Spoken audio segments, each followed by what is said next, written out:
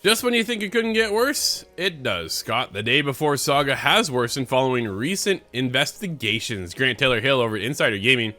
Just when you thought it couldn't get any worse, the investigations probing into the debacle that was the Day Before surfaced and turned the situation from sour to utterly hellish. Recently, campaigns compiled to find out the inner workings of the Day Before's development path were published online, with a slew of insiders and ex-employees emerging from the darkness to discuss the devastating and deceptive circumstances that ultimately led to the highly publicized downfall of the Day Before. In case you've forgotten, oh man, I don't know if anybody has, the Day Before was released back in December after several years of delay, legal issues, and vaporware claims, and then was almost immediately pulled offline again as the developer Fantastic collapsed and claimed financial ruin. It never ends. In the recent investigation published by GameStar and Game2, dozens of ex-employees who were once close to the project or directly contributed to it spoke out about harrowing conditions and a development path fraught with pitfalls and immense concerns. It was revealed that at one point, there were 3 versions of the Day Before being worked on at the same time.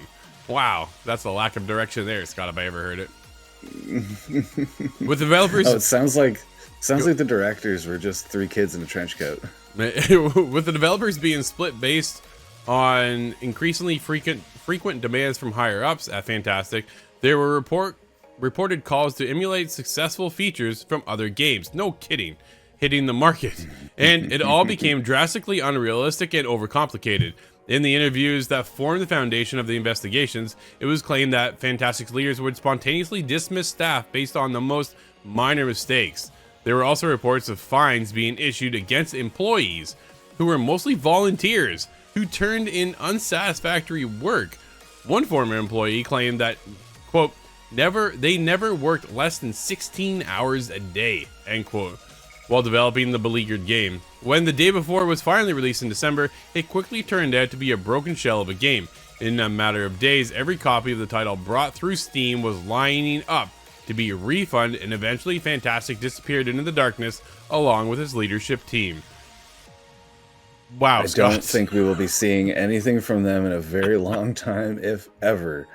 There's a lot of humor to this situation, but what's not funny is the idea that these volunteer people were having any sort of hard time working at these games at all. This is ultimately, as much as I will clown on the subject for the end of time, it's not funny that people spent hours and hours of their life with subpar pay, being penalized for crazy. It sounds like a movie that somebody wrote in college, not a good movie, not a good situation for life, not something you ever should have found working in the modern game industry. Is insane. Yeah. They did create one successful zombie game, only in the sense that we'll be talking about it long after it's been dead. It's unfortunate, man. Like, it's just poor management. And the people at the top didn't have a clue what they were doing. Dude, they didn't have an idea of how to make a game, how to produce a game, and you can't just copy and copy and copy, right? Like, that doesn't work that way. They got called out for it. Dude, it was, oh, look, it's the Division at one point. I was like, man, it does look like the Division, doesn't it? And then look, that looks like Ellie. I'm like, what are you guys, what are you making here?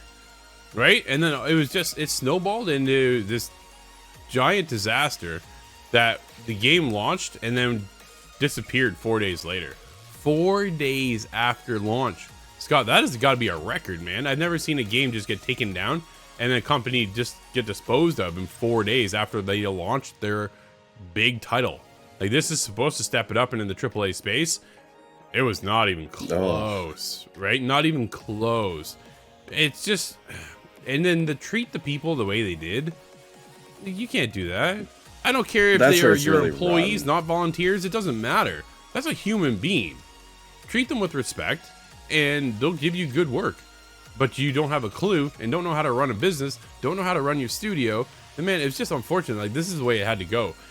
It's nice to see that they're gone, and I hope the people who did volunteer find a good spot to go. And I'm hoping that those people who did volunteer, this wasn't their first job, right? I'm hoping this isn't their first experience, because if this is what you get into, Scott, your hands go up and go, man, if this is what the game industry is all about, I don't want to be a part of it. And that sucks. I'm hoping that's not the case. I'm hoping that they are somewhere else. Unfortunately, due to the amount of layoffs we've been seeing around the industry lately, happen to stumble Not into. sure where they'd find safe, but Well, yeah, right. Stumble into Fantastic and go, this isn't. No, like volunteered to be just ruined. It sucks. Hopefully things get picked up though, dude. And those people who were volunteered just go somewhere else, and these people can just crawl under a rock. Yeah, this is the biggest mess I've ever seen in the industry, and hopefully the biggest mess we will ever see. It would be inexcusable if this were a bunch of college kids trying to have a good time and make a game, but this is not. This is criminal, and I think we will see criminal charges out of it, and hopefully that's the last thing we hear of them.